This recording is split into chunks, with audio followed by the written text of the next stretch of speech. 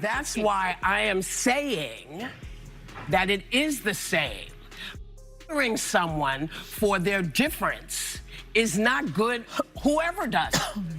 It's not good. So that's why I said you weren't saying what I heard was not what you meant. The View and Whoopi Goldberg and her take on why we are now involved in the Iran war. Believe it or not, it's going to tie Nancy Guthrie and Iran.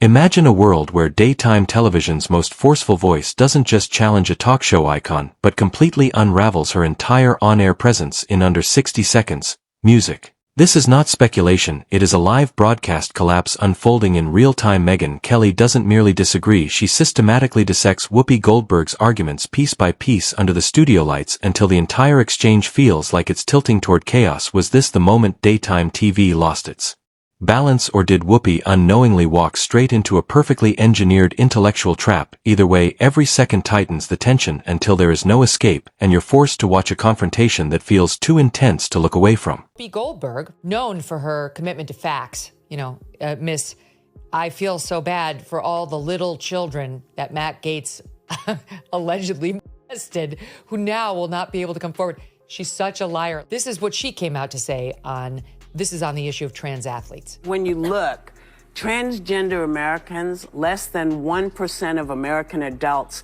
identify as transgender. Right. Yeah. And when you add in youth who identify as transgender, that number comes to just about 1.4. Hungry for more high-stakes media confrontations? Then subscribe now to stay locked into every breakdown and reaction. This coverage depends on your support to keep going. What started as ordinary daytime conversation, just another panel exchange with mild tension, quickly transformed into a televised moment that stunned everyone behind the scenes. Whoopi Goldberg, music, long respected for her quick wit and commanding presence, suddenly found herself stepping into a rhetorical minefield, the kind of space even seasoned commentators avoid at all costs. The situation escalated into something so surreal, it almost felt staged, yet every second of it was happening live, unfiltered, and impossible to ignore. I have heard from in certain circles, I don't want to just get specific, that you're not allowed to darken your skin as any sort of a costume, or it's racist. I heard that. I'm trying to remember where I heard that, but I definitely heard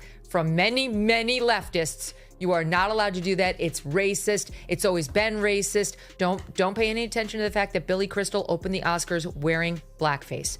The point is, it's always been racist, and everybody always knew that. Enter Whoopi Goldberg with a solution to how to handle ICE being at the Super Bowl looking for illegal. Enter Whoopi Goldberg presenting a controversial approach to ICE presence at a Super Bowl event involving undocumented immigration enforcement, and the entire room shifts in an instant. Music. The air thickens as viewers sense a storm building beneath the surface. Something unexpected and explosive is about to unfold, and they are not wrong. Megyn Kelly leans forward with her signature icy focus, the kind of controlled intensity that signals she is already 3 steps ahead. She is not surprised, not shaken, just locked into a razor-sharp line of questioning that cuts through the moment with surgical precision. In seconds, the exchange transforms from standard debate into a high-pressure collision of viewpoints where neither side is willing to yield, and the tension climbs until it feels impossible to look away. I was thinking about it yesterday because I thought, well, okay, why haven't we been talking about Savannah Guthrie and what's going on there? And her mother. Why have we not been talking about the Epstein files? Because that's still there. Yeah. This is meant to get us so worked up that we are unable to see anything else. The second Whoopi began to speak, the atmosphere shifted in an instant. Music. The energy in the studio tightened as her statement landed with a level of intensity that immediately divided attention across the room. Some viewers froze in disbelief, others leaned forward trying to process what they had just heard. The reaction was immediate and electric, as the moment seemed to push the entire discussion into far more volatile territory. Fact-checkers would later rush to dissect every angle of the exchange, while commentators and late-night voices would have more than enough material to fuel endless debate and satire. What unfolded was not just another panel remark, but a flashpoint that turned a routine segment into something far more unforgettable and impossible to ignore. I mean, that is true crazy talk. How does ABC allow this person to go on the air every day and talk to us about the news? We launched the Iran war, in which 7 U.S. service personnel have died, and the latest is 140 have been wounded. Most not seriously, thank God, but some seriously.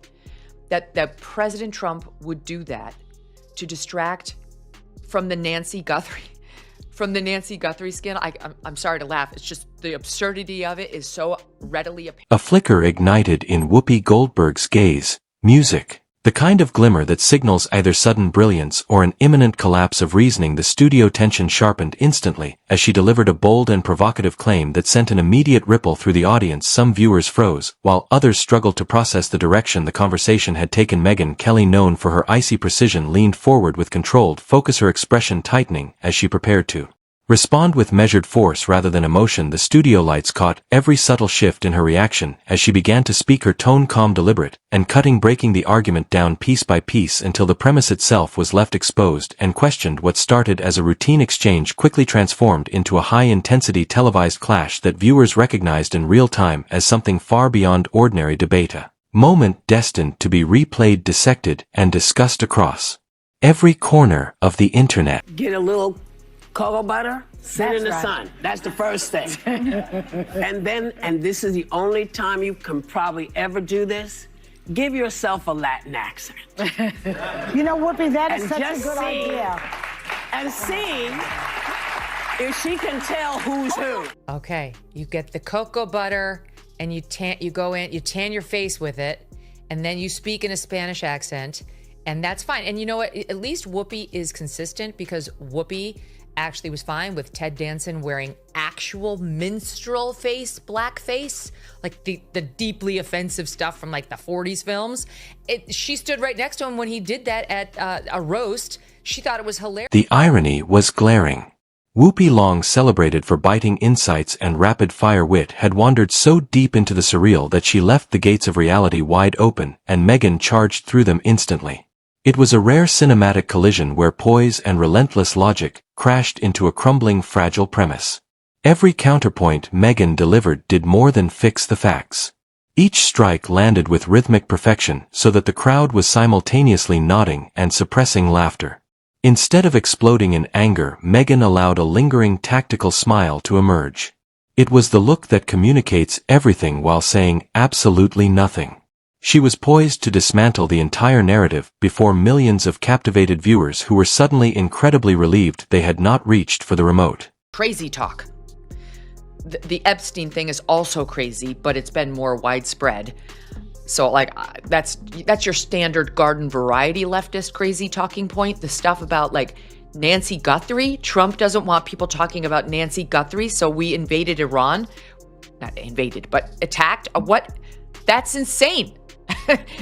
That's not a What could have devolved into chaotic shouting instead shifted into a controlled display of rhetorical precision where every exchange felt deliberate and strategically placed. Each response carried a sense of structure and intent, designed not just to challenge but to fully expose weak reasoning in real time. The contrast in demeanor was striking. Whoopi projected unwavering certainty, the kind of confidence that suggests victory has already been assumed, while Megyn maintained a calm, analytical focus with a faint edge of controlled amusement. It became a clash of two opposing approaches, conviction versus calculation, instinct versus discipline. Megyn stayed consistently one step ahead, responding to each point with measured clarity that left no space for escalation or ambiguity.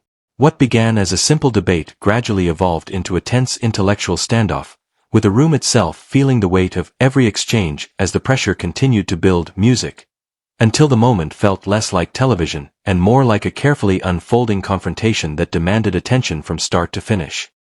This moment, where, of course, predictably, naturally, Oprah tries to make it about herself, and you can see Whoopi kind of recoil. Watch. When we talk about Black excellence, we talk about Quincy. My life changed forever and for the better after meeting him. He actually discovered me for The Color Purple, which was my first film. Yeah. Me too. You can see Whoopi like kind of pull away from. In one pivotal beat, Kelly paused just long enough for the absurdity to hang in the air, letting Whoopi's words settle like a puzzle with no clear solution. Music.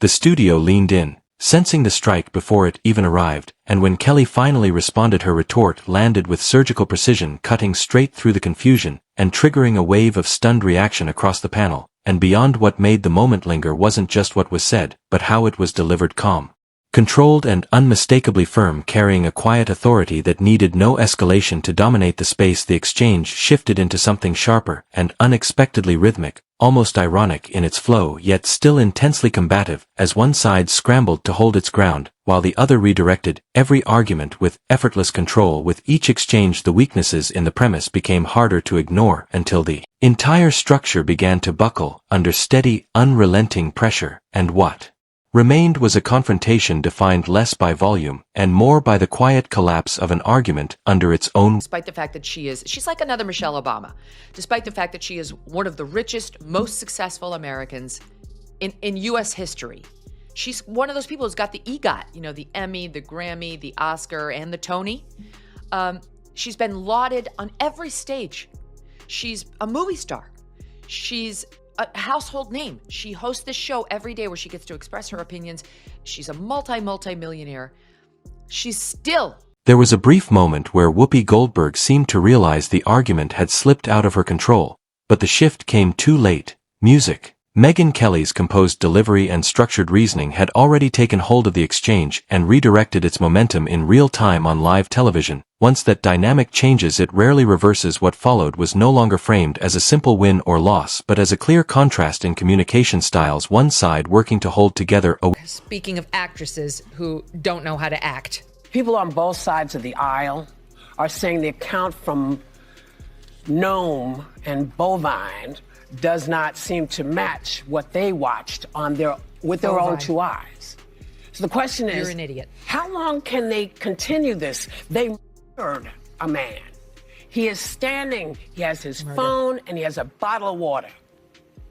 He has his phone and a bottle of water, and they shot him 10 position while the other responded with calm precision and tightly controlled wit that kept the conversation focused, and intensely watchable viewers stayed locked in, anticipating every response, every pause, and every turn in the dialogue, as Kelly maintained steady control, guiding the discussion through a sequence of measured rebuttals that exposed inconsistencies without raising the volume. The tension built not through chaos but through restraint and timing, and by the end, the segment had become a widely discussed moment online, with audiences replaying and analyzing not just what was said, but how it was delivered beat by beat, until the studio finally moved on and the conversation continued long after the cameras stopped rolling.